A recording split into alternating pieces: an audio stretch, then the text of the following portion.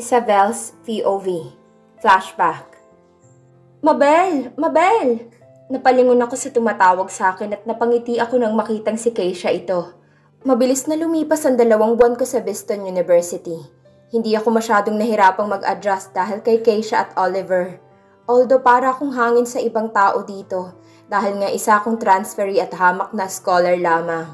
Kaya walang may gustong makipagkaibigan sa akin. Namulat din ako sa kung anong klase bang estudyante ang meron sa paaralan na to. Lahat sila mayayaman pero ugaling squatter naman. Mahilig silang mambuli at maggrupo-grupo, kung kaya madaming outcast. Isa na ako doon. Mas lalong kinakainis ko ay ang pambubuli nila kay Keisha at Oliver, na dapat nilang nirerespeto dahil president at vice president ang mga to sa SSG. Gusto ko man silang ipagtanggol ay wala akong magagawa. Gaya nga ng sabi nilang dalawa, pabayaan ko na lang dahil sanay na din naman sila. At baka pag sumali ako ay madamay ako. Sabi nga ni Oliver. They are the type of people who can make you feel like you're living in hell, even though you're still alive and breathing. Sobrang natakot ako doon lalo na sa mga babaeng miyembro ng cheerleading squad. Aaminin ko na naiinggit ako dahil pangarap kong makasali sa cheerleading squad. At isa pa parang ang saya-saya pag magkakasama sila. Hindi naman sa sinasabi kong ayokong kasama si Oliver at Keisha. Pero madalas din kasi nawala sila sa tabi ko dahil sa mga obligasyon dito sa Boston. Nakahanap ka na ba ng club na sasalihan mo? Tanong sa akin ni Keisha. Pasok na ako sa gymnastic at ngayon nagbabaka sakali naman ako makapasok sa cheerleading squad. Ang balita ko kasi pinaprioridad sa modeling at mga basketball players ang cheer dancers. Totoo ba yun? Tanong ko. Huminga naman ng malalim si Keisha at sumimangot. Hindi lang totoo, totoong totoo. Pansinin mo yung mga kasali doon, bukod sa talented sila, ay ang gagwapo at ang gaganda pa nila. Nung una nga kitang nakita, alam ko na baka i-recruit ka ng cheer dancers dahil napakaganda mo. Saad niya. Nag-init naman ang pisngi ko sa compliment niya. Pero nagbago siguro ang isip nila nung makita nilang madalas mo kaming kasama ni Oliver. They hate us. At kung makakapasok ka man sa kanila, marami kang kailangang baguhin at malamang isa na doon ng set ng kaibigan mo. Maaring palayuin ka nila sa amin. Naikuyom ko ang kamao ko sa inis. Grabe naman. Bakit naman ganun? Nagbabayad din naman kayo dito. Bakit hindi nyo pa ireklamo? Tanong ko. Hindi ganun kadali, Mabel. Malalaki at mayayamang pamilyang kinabibilangan ng estudyante dito. Ayokong may makaalitan sa negosyong magulang ko nang dahil lang sa pakikipag-away ko sa isa sa mga anak ng business partners nila. I hope you understand. Sabi niya, hinawakan ko naman siya sa balikat, trying to comfort her. Pasensya na at wala akong magawa for you. Sabi ko, she smiled at me. Wala yun. So ano, maaga akong uuwi ngayon at nakapag-excuse na ako. May klase ka pa ba? Gusto mo bang ihatid na kita sa inyo? Tanong niya, umiling ako at ngumiti.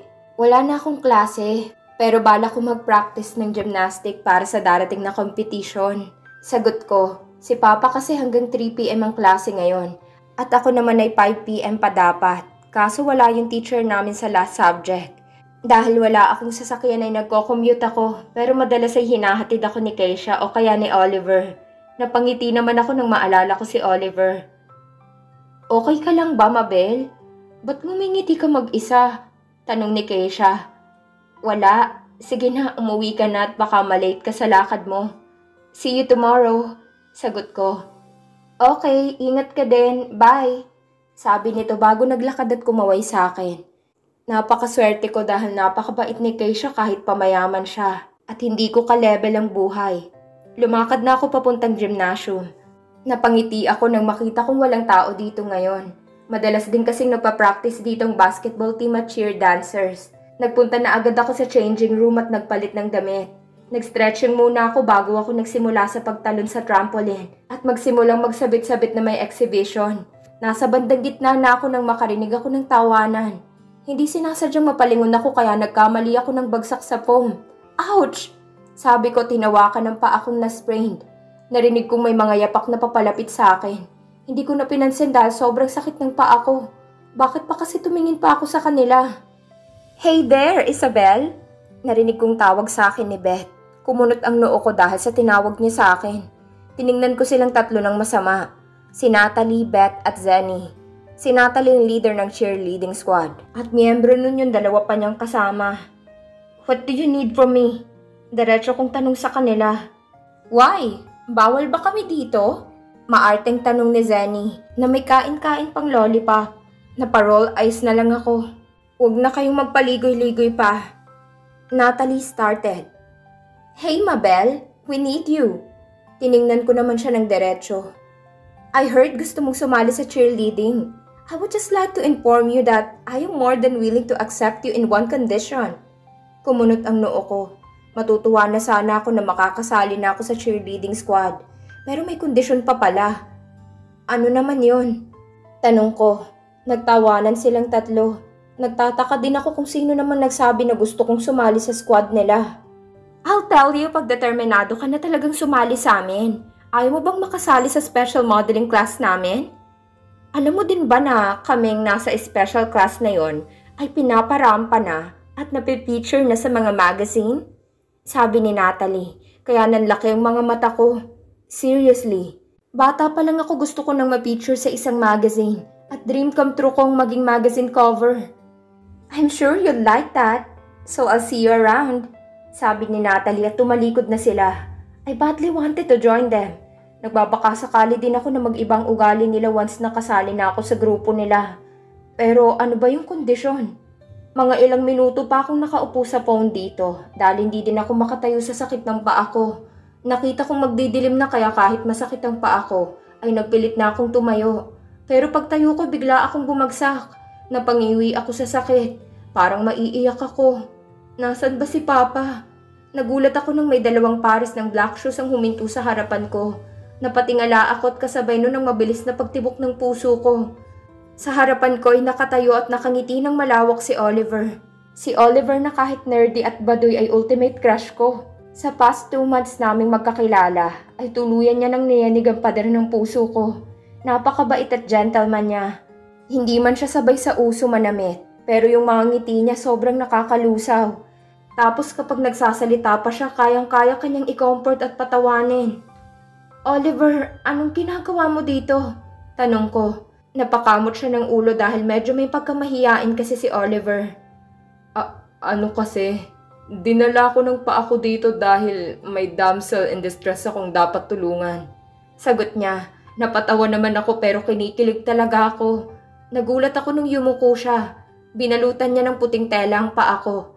Habang ginagawa niya yun, pinagmasdan ko ang mukha niya. Grabe. Ang tangos pala ng ilong niya. Ano kayang itsura niya kapag nakaayos ang buhok at nakaporma? Hindi ko ma-imagine pa dahil baka magwala ang buong sistema ko. Ayan, huwag ka munang maglakad masyado kasi lalong hindi gagaling yan. Sabi niya, tumango naman ako. I tried to stand up pero mas nagulat ako nang buhatin niya ako. Yung buhat na pang bridal style. Oliver, tawag ko sa kanya. Hindi mo kasi kayang maglakad mag-isa, kaya bubuhatin na kita. Isa pa, wala na halos estudyante dito. Sagot nito sa akin. Habang karga niya ako, isa lang ang hinihiling ko. Sana hindi niya marinig ang malakas na pagkabog ng puso ko. Dumaan muna kami sa locker room para kunin ang gamit ko. Buhat-buhat niya pa din ako hanggang parking lot. Ibinaba niya lang ako nung maisakay niya na ako sa kotse niya. Medyo malungkot pa nga ako dahil nag-e-enjoy akong amuyin siya. Ang bango-bango ng isang Devin Oliver Donovan. Nakangiti ako nang mapatingin ako sa labas. Hindi ko alam kung namamalik mata ko pero parang nakita ko si Keisha na nakatingin pero paglingon ko, wala naman. Pagod na siguro ako. Kanina pa umalis yung isang yun. Nagkakwentuhan lang kaming dalawa ni Oliver buong biyahe at yung mga moment na ganitong pinakagusto ko dahil I get to know Oliver at nasosolo ko pa siya. Oliver, if you don't mind me asking, nagkagusto ka na ba sa isang babae? Tanong ko, bahala na. Wala nang pagkadalagang Pilipina sa akin. Mabilis na nag-iwas ng tingin sa akin si Oliver kaya medyo nalungkot ako. May nagugustuhan siya at ayaw niyang pag-usapan namin yun. Ayos lang naman kung ayaw mong pag-usapan. Nandito na pala tayo sa bahay, bababa na ako. Sabi ko dahil bigla akong kinain ng hiya. Wait lang, Mabel. Napahinto ako sa pagbukas ng kotse at tumingin sa kanya. Hindi pa ako nagkakagusto kahit kanino.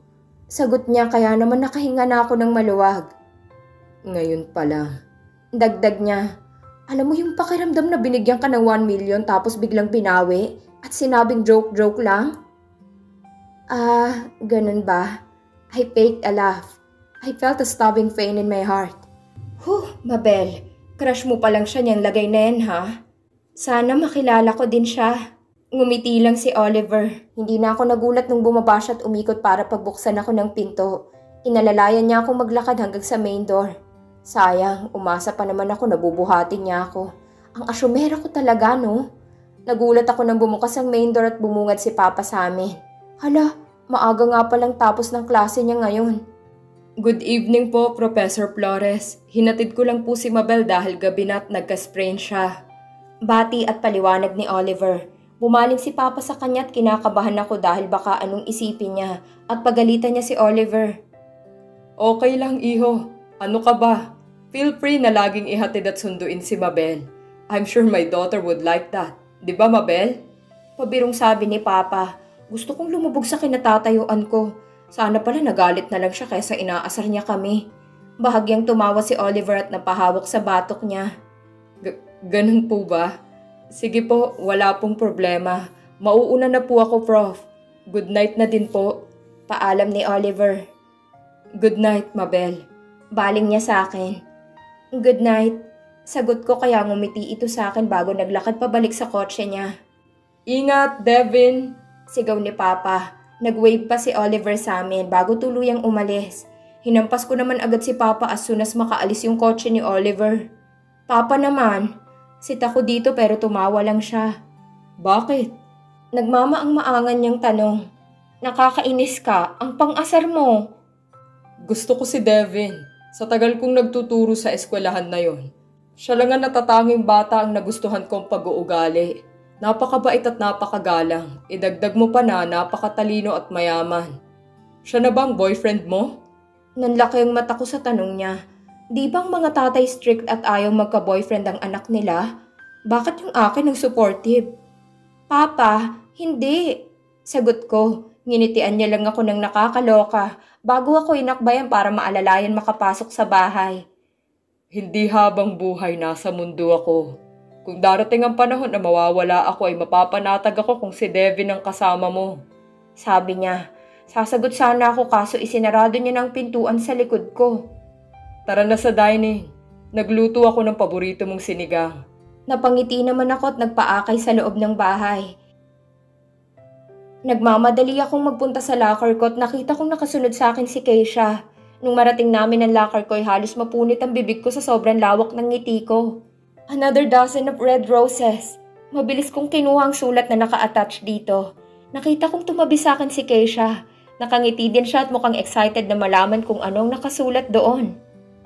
Do I love you? My God, if your love were a grain of sand, mine would be a universe of beaches. William Goldman, The Princess Bride. Another quote, sabi ni Keisha sa akin. Grabe yung ngiti mo, pero quote lang naman palang laman.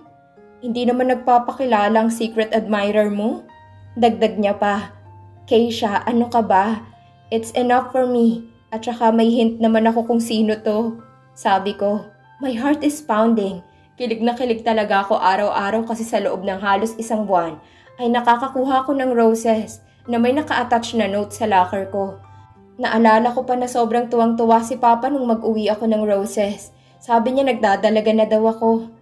Sino naman? Tanong niya. Don't tell me. Hindi ko na siya pinatapos at sinunod-sunod ko ang pagtango habang nakangiti. Feeling ko talaga si Oliver to. Hindi ko alam perong lakas ng vibes ko. I said confidently. Hindi kami masyadong nagkikita at nagkakasama ni Oliver dahil sobrang busy niya sa SSG at kakatapos lang ng competition ko sa gymnastic kung saan nanalo ako. Pero kahit ganon, kapag nagkikita kami ni Oliver saglit, ay ramdam na ramdam ko yung kilig at may spark sa tuwing nagtatama ang tingin namin. Madalas pa nga kaming sabay mapangiti. Paano mo naman nasabing si Devin? We all know him. Torpe siya at anong assurance mo na may gusto siya sa'yo? Tanong ni Keisha. Yun nga, torpe siya kaya sa ganitong paraan niya ako nililigawan. Isipin mo pang matalino yung mga quotes at saka nararamdaman ko, Oliver likes me just like how I like him. Sagot ko. Inamoy ko pang roses. Bahala ka, Mabel. I just don't want you to get hurt at maapektuhan ang friendship nating tatlo. Lalo na kayong dalawa sa oras na mag-pop out yung balloon of idea mo na si Devin yung secret admirer mo. Ang nega mo. Dapat sinusupport mo ko kasi best friend mo ko. Tapos best friend mo pa si Oliver.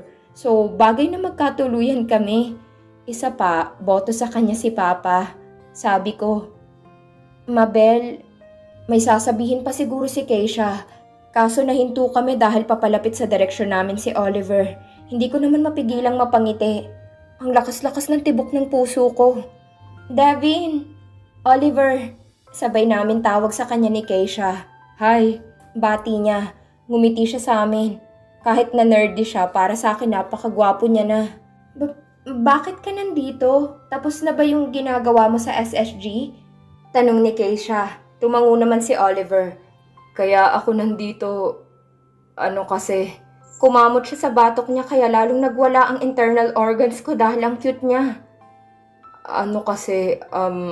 Mabel, pwede ba kitang maimbitahan na sa bahay na magmerienda?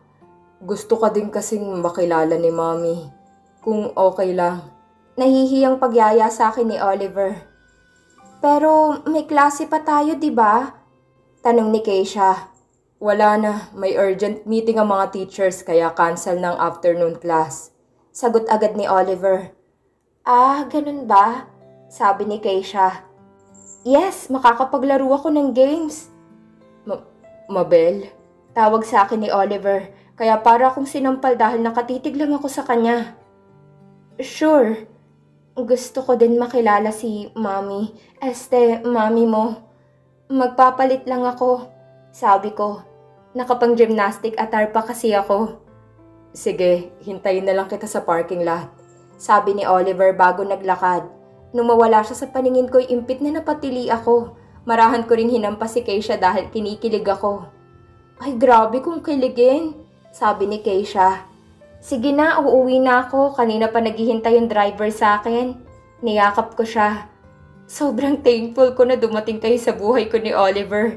If things go well, my best friend na ako which is you, and I have Oliver as a partner.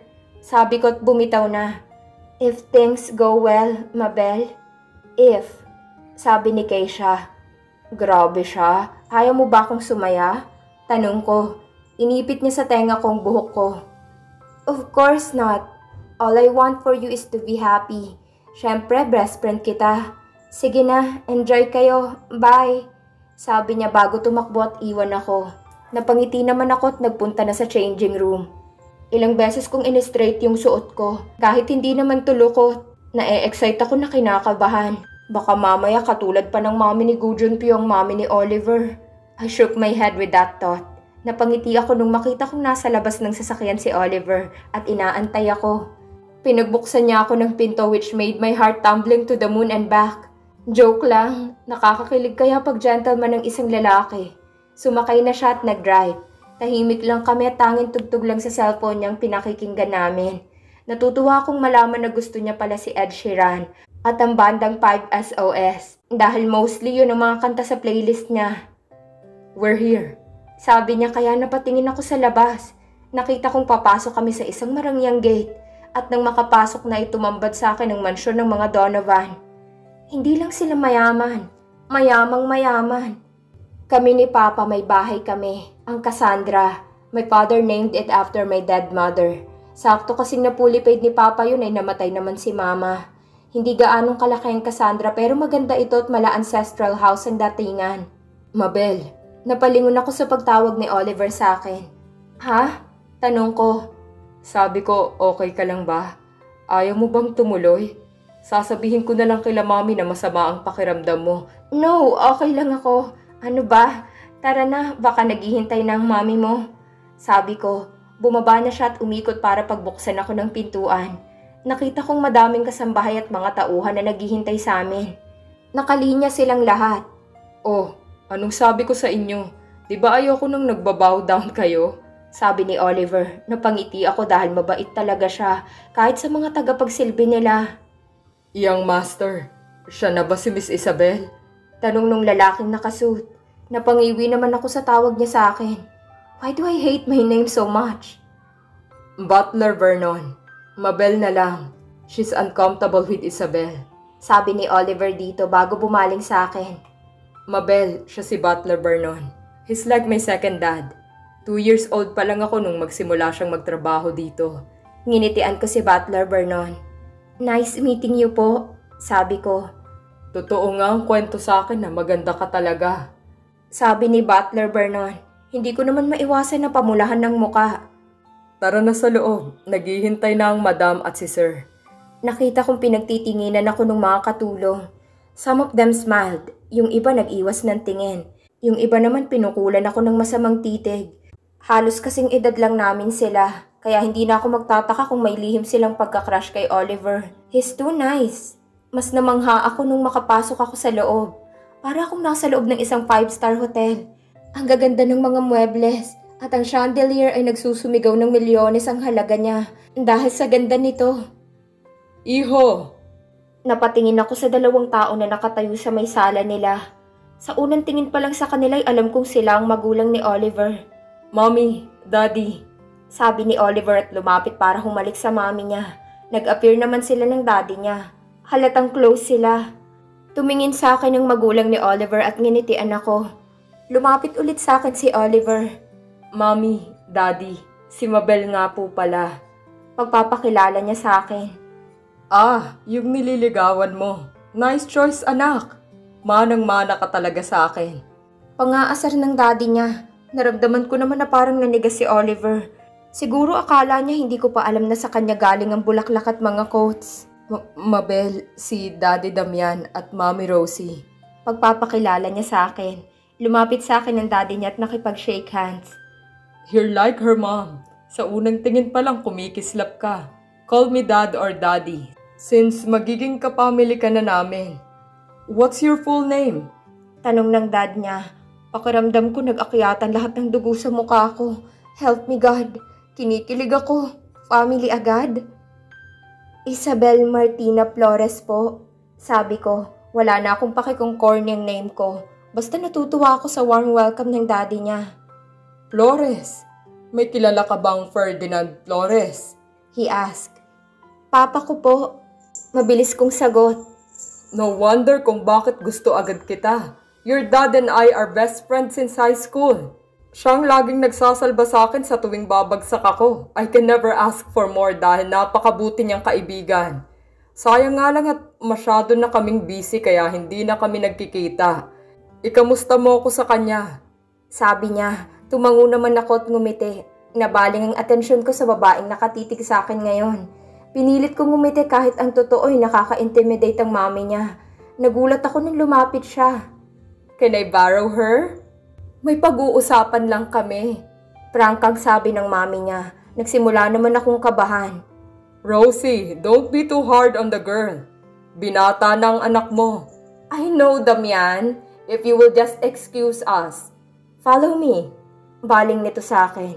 Kaya kahit kinakabahan ako'y sumunod pa din ako. Nag-thumbs up pa ako kay Oliver na mukhang kinakabahan ngayon. Ito na nga bang sinasabi ko. Kakainin na yata ako ng buhay ng future mother-in-law ko. Wow, nagawa ko pang mangarap ng mataas at this time. Focus, Mabel. Focus. Kaya mo yan. Kaya mo siya kahit na nakakatakot siya tulad ng stepmom ni Cinderella.